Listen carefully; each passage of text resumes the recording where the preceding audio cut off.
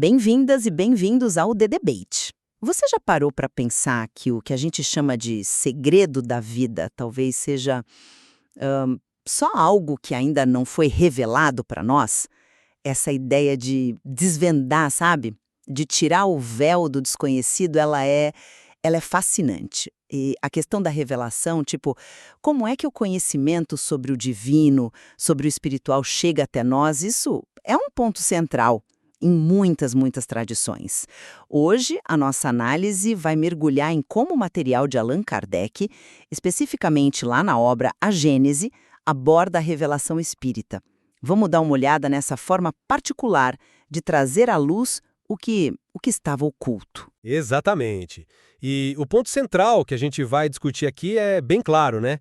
Será que a revelação espírita, do jeito que o Kardec apresenta, ela deve ser entendida primariamente como uma transmissão assim direta de verdades divinas que são entregues por espíritos superiores, quase como um pacote pronto?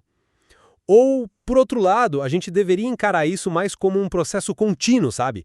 De construção de conhecimento, bem parecido com um método científico mesmo, onde os espíritos, eles fornecem os dados, os fenômenos, a matéria-prima, digamos assim, mas a análise, a interpretação, a organização de tudo isso depende fundamentalmente do trabalho humano. Da minha parte, eu vou argumentar que a revelação espírita, ainda que Kardec descreva ela como progressiva, né, e adaptada à nossa capacidade de entender, ela possui um caráter essencialmente divino na sua origem e no seu propósito.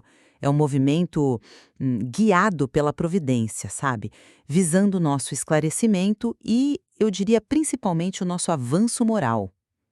E eu vou defender a perspectiva de que essa revelação se caracteriza muito mais como um método investigativo, quase científico, de exploração do mundo espiritual. Um método que, na prática, depende de forma crucial da observação cuidadosa dos fatos, da comparação entre muitas comunicações, da dedução lógica e do raciocínio crítico humano aplicado às informações e aos fenômenos que os espíritos nos apresentam. Olha, a minha visão se apoia diretamente nos textos de Kardec em A Gênese. Ele afirma que a revelação espírita tem uma origem divina e que ela parte da iniciativa dos espíritos superiores. Ele descreve como Deus, na sua sabedoria, ele suscita reveladores, sejam eles gênios, profetas, missionários, né, tanto para verdades morais quanto científicas, sempre adequando essas revelações ao tempo e à capacidade de assimilação da humanidade.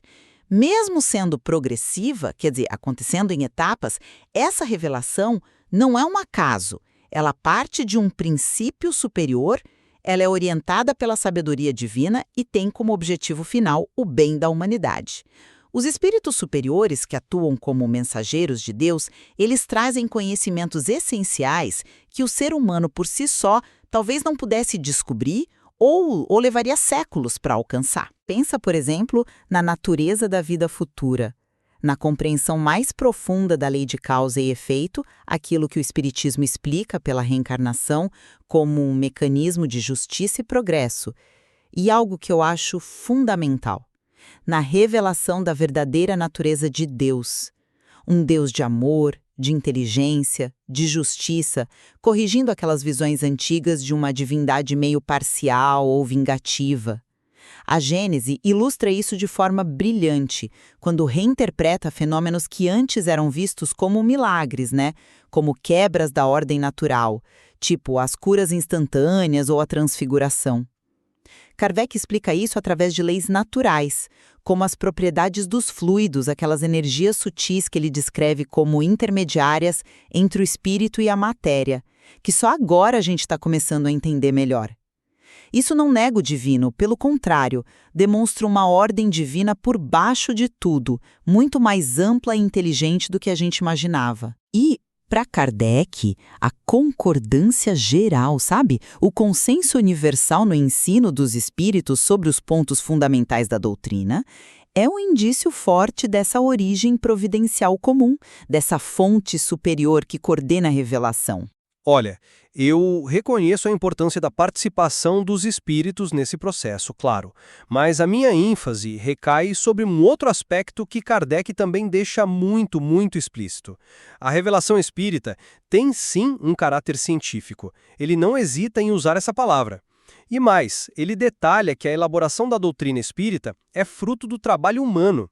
Observar os fatos mediúnicos, comparar as comunicações recebidas de diferentes fontes, analisar o conteúdo com lógica e, a partir daí, deduzir as leis que regem o mundo espiritual. Isso está bem claro lá nos capítulos iniciais de A Gênese, né? Diferente de revelações que exigem fé cega, o Espiritismo, segundo o próprio codificador, não só permite, como recomenda o exame crítico, o uso constante do raciocínio e o livre-arbítrio. É a tal da fé raciocinada. Tanto é assim que Kardec chega a afirmar que o Espiritismo caminha lado a lado com a ciência e que, se a ciência comprovar futuramente que o Espiritismo está errado em algum ponto, ele deve se modificar naquele ponto. Isso é muito forte, né? E mostra uma postura bem diferente de um dogma revelado e imutável. Além disso, o próprio Kardec nos alerta, diversas vezes, os espíritos não sabem tudo. Existem espíritos de todas as ordens, assim como aqui na Terra, incluindo os inferiores, os ignorantes, aqueles ainda presos a preconceitos ou ideias falsas. Portanto, o conhecimento espírita não pode ser visto como uma verdade pronta, entregue de bandeja pelos espíritos bonzinhos, sabe?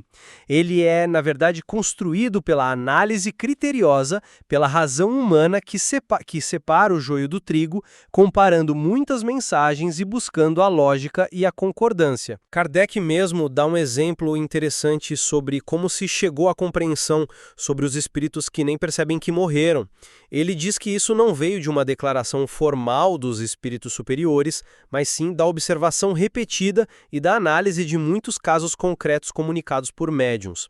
A própria explicação dos chamados milagres, como fenômenos naturais baseados em leis fluídicas, como você mesma mencionou, reforça para mim essa abordagem investigativa, desmistificadora e não dogmática.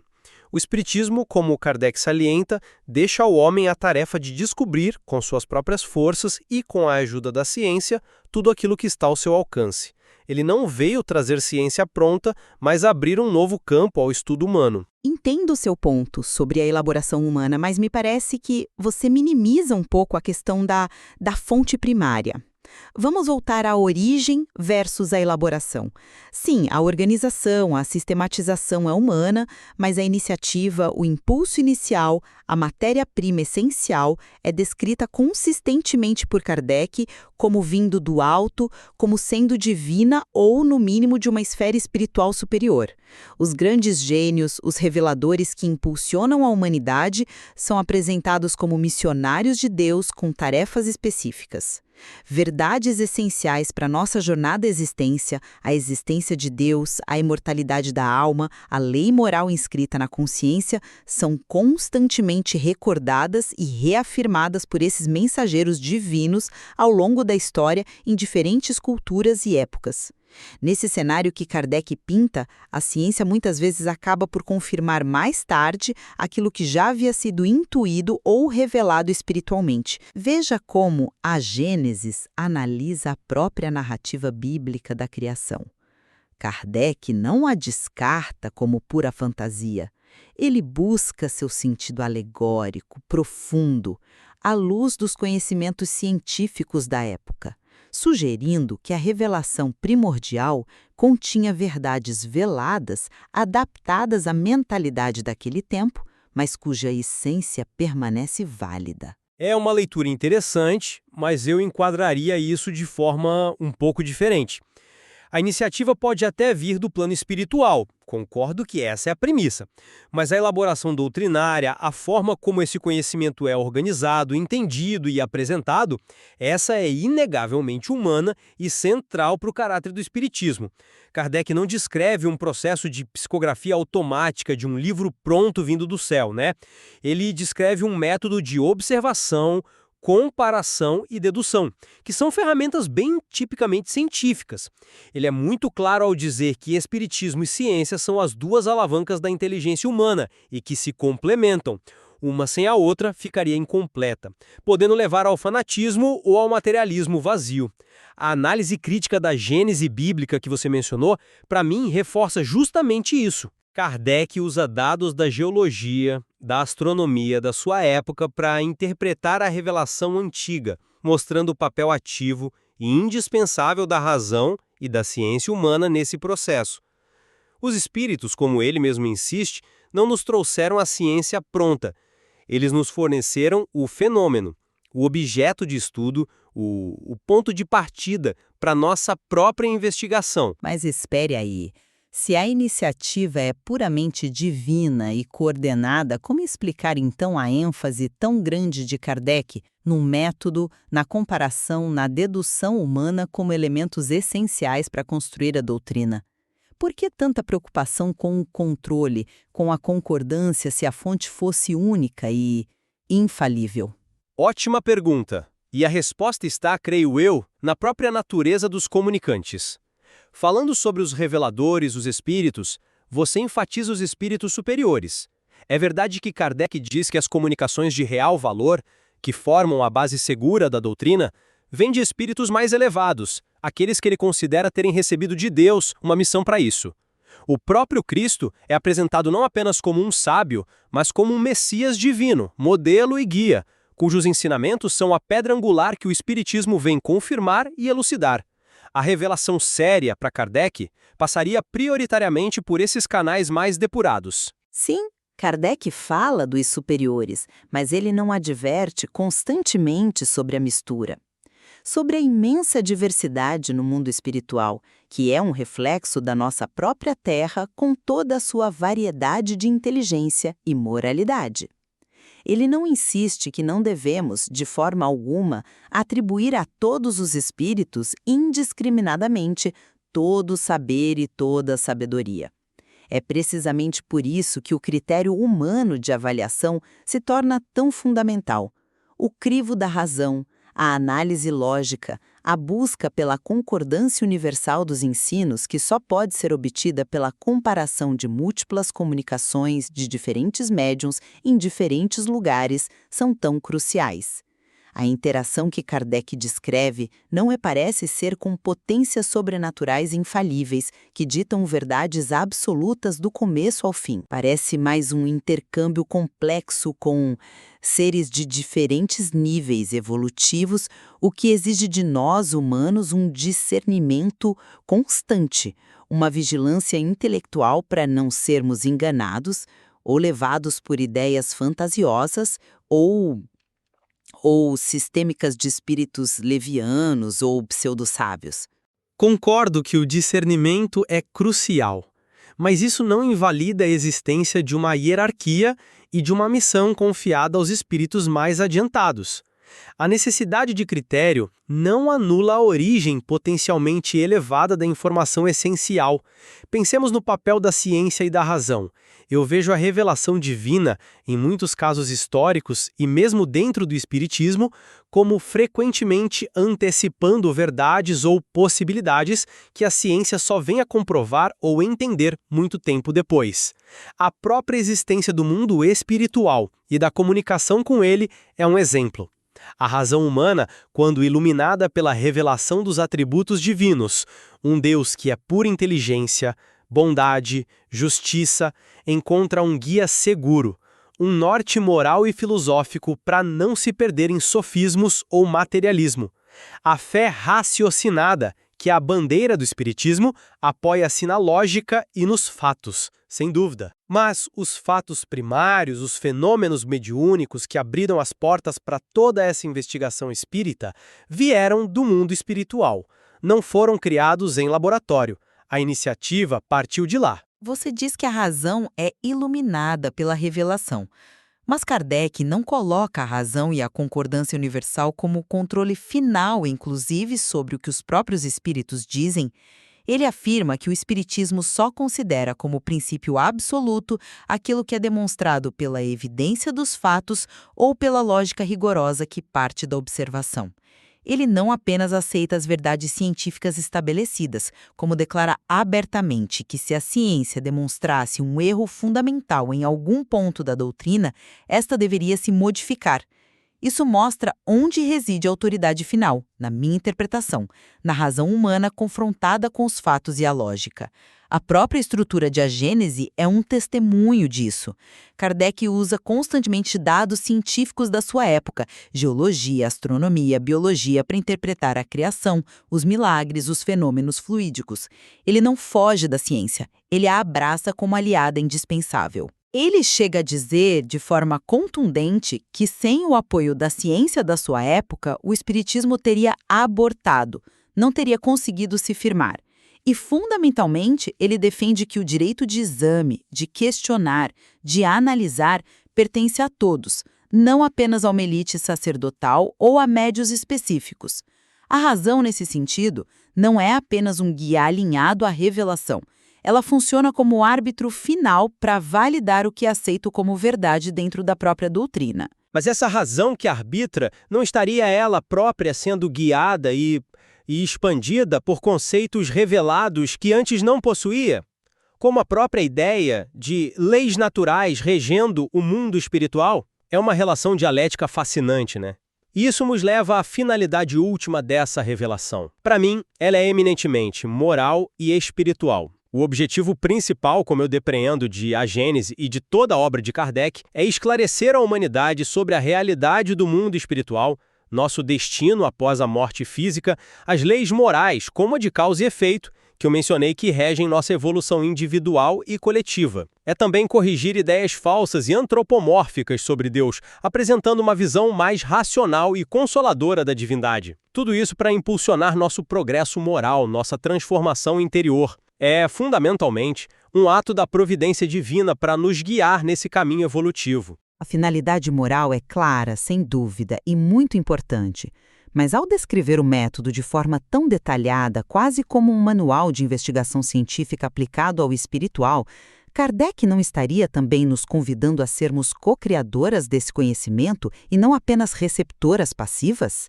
Será que a finalidade não seria dupla? Sim, a transformação moral, mas também o desenvolvimento intelectual e a autonomia de pensamento. Fornecer à humanidade um novo e vasto campo de estudo, mundo espiritual e suas leis, a ser investigado através de um método racional, experimental, lógico.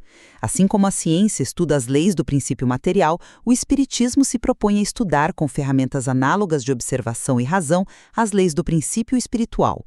Uma finalidade-chave que Kardec enfatiza muito em A Gênese ao falar dos milagres é também libertar a mente humana do jugo do maravilhoso, do sobrenatural entendido como quebra de leis, da superstição. Mostrar que mesmo os fenômenos mais estranhos e milagrosos obedecem a leis naturais, ainda que sejam leis que envolvam fluidos e energias que a ciência material ainda não domina completamente.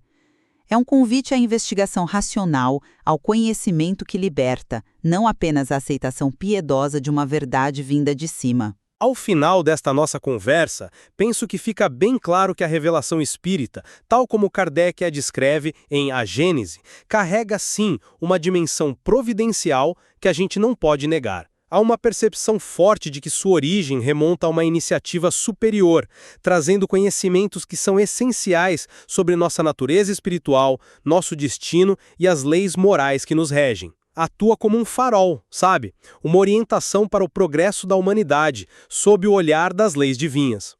Mesmo que sua plena assimilação, sua compreensão profunda, dependa do nosso próprio desenvolvimento intelectual e moral e da colaboração constante com a ciência e a razão. Científico dessa revelação. O Espiritismo não se apresenta, nas palavras de Kardec, como um dogma fechado, imutável, entregue de uma vez por todas. Pelo contrário, surge como um campo aberto à observação atenta, ao raciocínio crítico, à comparação de informações e à colaboração ativa entre nós, os encarnados e os desencarnados. Uma doutrina que aceita ser submetida ao crivo da lógica e que se propõe a caminhar junto com os avanços da ciência. Isso indica que a verdade espiritual, nesse contexto, é algo que se constrói progressivamente através do esforço humano de compreensão e não algo que é simplesmente recebido passivamente de uma fonte externa, por mais elevada que ela seja. Essa complexa e dinâmica interação entre as duas facetas, a origem e a inspiração que podem vir do plano espiritual, e a elaboração, a validação e a sistematização que são eminentemente humanas, permanece sem dúvida um ponto central e absolutamente fascinante. Compreender essa tensão é chave para entender a natureza única do conhecimento espírita e como ele se propõe a dialogar com o mundo. E o material riquíssimo de Kardec, especialmente em A Gênese, oferece de fato vastos elementos para quem desejar aprofundar essa reflexão. Uma reflexão sobre como entendemos a relação entre fé e razão, entre ciência e espiritualidade, e sobre as múltiplas fontes do nosso saber. No fundo, trata-se de entender como os véus continuam sendo levantados, como os segredos de ontem se tornam as verdades de hoje. Revelar é iluminar, e cada descoberta, cada compreensão que a gente alcança é um passo a mais na grande e contínua gênese da alma humana.